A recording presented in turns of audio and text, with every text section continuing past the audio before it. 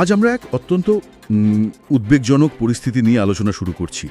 কেরলের নিমিষা প্রিয়া, তিনি ইয়েমেনে মৃত্যুদণ্ডে দণ্ডিত, আর তার সম্ভাব্য ফাঁসির দিন মানে 16ই জুলাই খুব কাছে চলে এসছে। ভারত সরকারের কূটনৈতিক প্রচেষ্টা চলছে আমরা জানি, কিন্তু এখনও তেমন কোনো সাফল্যের খবর নেই। পরিস্থিতি বেশ গুরুতর, তাই না? হ্যাঁ, পরিস্থিতি সত্যিই খুব জটিল। নিমিষা প্রিয়ার জীবনটা এখন সুতোর ওপর ঝুলছে বললেই চলে। তবে এই গভীর সংকটের মাঝেই একটা নতুন আশার আলো কিন্তু দেখা দিয়েছে। ও, সেটা কি? 94 বছর বয়সী কান্দাপুরাম এপি আবু বকর মুসলিয়ার, একজন অত্যন্ত শ্রদ্ধেয় সুন্নি মুসলিম ধর্মগুরু, তিনি এখন মধ্যস্থতার চেষ্টা করছেন। মধ্যস্থতা? কিসের জন্য? লক্ষ্যটা ঠিক কি? তার প্রধান লক্ষ্য হল ইয়েমেনে আইনের একটা বিশেষ দিক ব্যবহার করা, যাকে আমরা ব্লাড মানি বা দিয়া বলি। ব্লাড মানি? রক্তের বিনিময়ে ক্ষতিপূরণ? ঠিক তাই, অর্থাৎ নিহতের পরিবারকে আর্থিক ক্ষতিপূরণ দিয়ে নিমিষার প্রাণ বাঁচানো। এটা ইয়েমেনের যে শরিয়া ভিত্তিক বিচার ব্যবস্থা, সেখানে কিন্তু এটা স্বীকৃত একটা পন্থা। ব্যাপারটা বেশ সংবেদনশীল। আচ্ছা, চলুন একটু গোড়া থেকে দেখি। কিভাবে নিমিষা এই পরিস্থিতিতে পড়লেন, আর এই ব্লাড মানির ব্যাপারটা ঠিক কিভাবে কাজ করে। নিমিষার গল্পটা তো শুরু হয়েছিল বেশ কয়েক বছর আগে, তাই না? 2008 সালে। হ্যাঁ, 2008 সালে তিনি তখন কেরলের পালাক্কড় জেলা থেকে গেছিলেন নার্সিংয়ের কাজ নিয়ে ইয়েমেন যান। সেখানে তিনি তালাল মেহদি নামে এক স্থানীয় নাগরিকের সাথে মিলে একটা ক্লিনিক শুরু করেন। আচ্ছা, তো শুরুতে তো সব ঠিকই ছিল মনে হয়। আপাত দৃষ্টিতে তো তাই, একটা নতুন জীবনের শুরু। কিন্তু বিভিন্ন সূত্র থেকে যা জানা যায়, পরিস্থিতি দ্রুত খারাপ হতে শুরু করে। খারাপ মানে কি রকম? অভিযোগ ওঠে নিমিষা তার ওই ব্যবসায়িক সঙ্গী তালাল, তার দ্বারা শারীরিক এবং মানসিক নির্যাতনের শিকার হচ্ছিলেন দিনের পর দিন। ও আচ্ছা। 2017 সালের জুলাই মাসের ঘটনা। একদিন নিমিষা তালালকে ঘুমের ওষুধ মেশানো ইঞ্জেকশন দেন। হয়তো উদ্দেশ্য ছিল নিজেকে বাঁচানো বা পালানো, কে জানে, কিন্তু ওষুধের ডোজটা অতিরিক্ত হয়ে যায় আর তালাল মারা যান। মারাত্মক ঘটনা। আর এরপর ধরা পড়লেন কিভাবে? এরপর পরিস্থিতি আরও জটিল হয়ে যায়। নিমিষা এবং তার এক সহকর্মী মিলে তালালের দেহটা লুকিয়ে ফেলার চেষ্টা করেন, কিন্তু তারা ধরা পড়ে যান। তারপর তো বিচার শুরু হলো।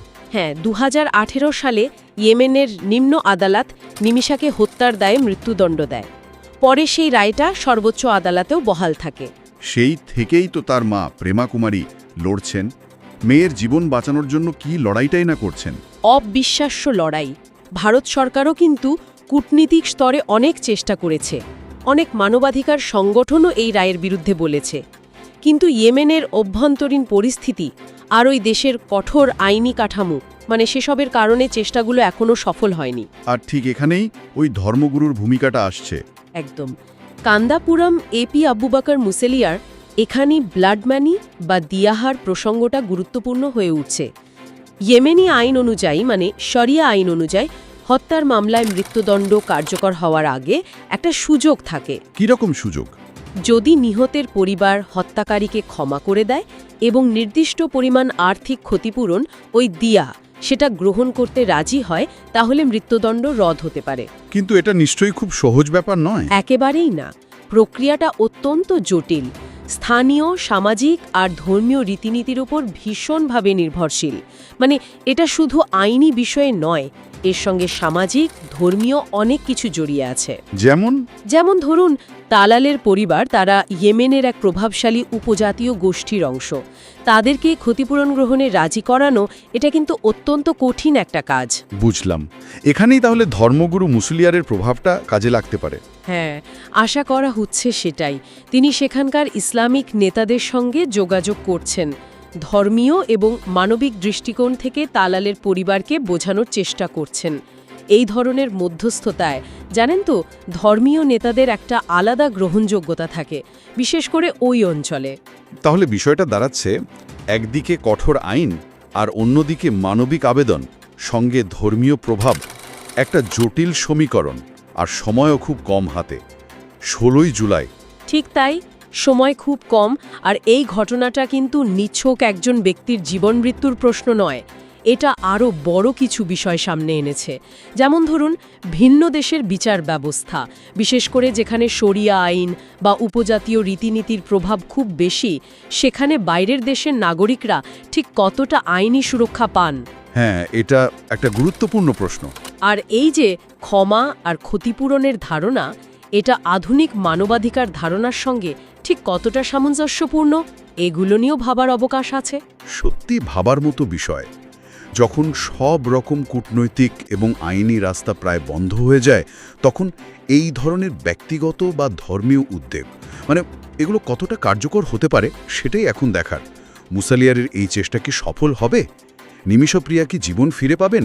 উত্তরটা তো সময়ই দেবে, এখনই বলা মুশকিল। তবে এই প্রচেষ্টা একটা শেষ ভরসা, এটা বলাই যায়। আর এটা আমাদের বিচার, ক্ষমা আর সংস্কৃতির যে ভিন্নতা, তা নিয়ে অনেক প্রশ্ন তুলে দেয়। তাহলে আজকের আলোচনা শেষে এই প্রশ্নটাই হয়তো বড় হয়ে থাকছে, যখন দুটো ভিন্ন সংস্কৃতি আর বিচার ব্যবস্থার মধ্যে একটা জীবন আটকে যায়, তখন মানবিক আবেদন বা এই ধরনের মধ্যস্থতার শক্তি আসলে কতটা? এই ভাবনাটাই না হয় শ্রোতাদের জন্য রেখে গেলাম আমরা।